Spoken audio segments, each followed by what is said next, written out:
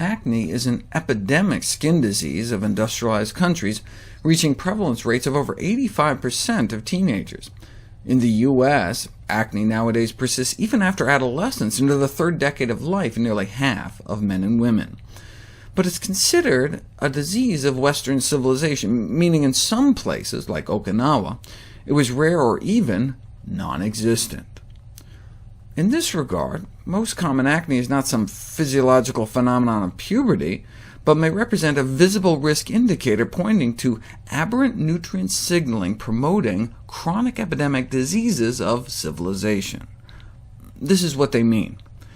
The dairy, junk foods, meat, and egg proteins in Western diets all conspire to raise the activity of the enzyme Pore, contributing to acne and obesity. So using diet to suppress Pore may not only improve acne, but may prevent the march to more serious chronic Pore-driven diseases of civilization. So the excessive Pore stimulation induced by the standard American diet may first just manifest as premature puberty and acne, but then may contribute to obesity and diabetes, cancer, and Alzheimer's. A lot of this is relatively new. Until recently, for example, only a weak association has been accepted for the role of milk and dairy products in acne formation, but there is now substantial evidence supporting the effects of milk and dairy products as enhancers of acne aggravation. Milk is not just food, but appears to represent a most sophisticated hormone signaling system activating Pore, which is of critical concern given that Pore is recognized as a fundamental driving force for a number of diseases. But if milk is naturally supposed to stimulate Pore, why the problem? Because we're drinking milk from the wrong species. Cow's milk is designed for calves. Cow infants grow nearly 40 times faster than human infants.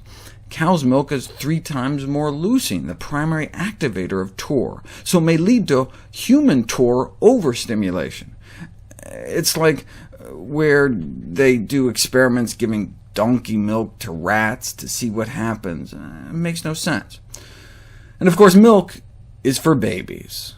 Continued consumption of any kind of milk after childhood, during adolescence and adulthood, is something that never really happened naturally and may have long-term adverse effects on human health.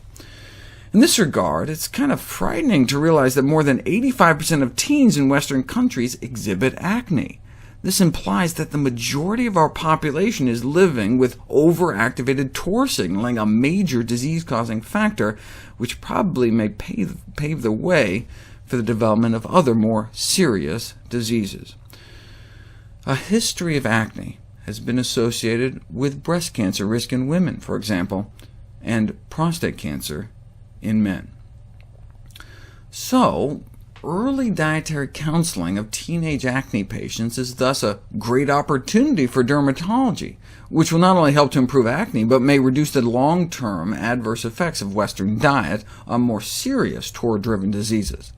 So, just like urologists use erectile dysfunction as an opportunity to save lives by putting people on heart-healthy diets, dermatologists can use acne as a way to save lives by putting people on a cancer prevention diet.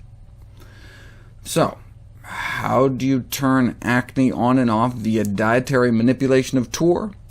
A comprehensive dietary strategy to treat acne can only be achieved by higher consumption of vegetables and fruits, given preliminary evidence for the effectiveness of natural plant-derived Pore inhibitors in the treatment of acne, and the reduction of animal-derived food.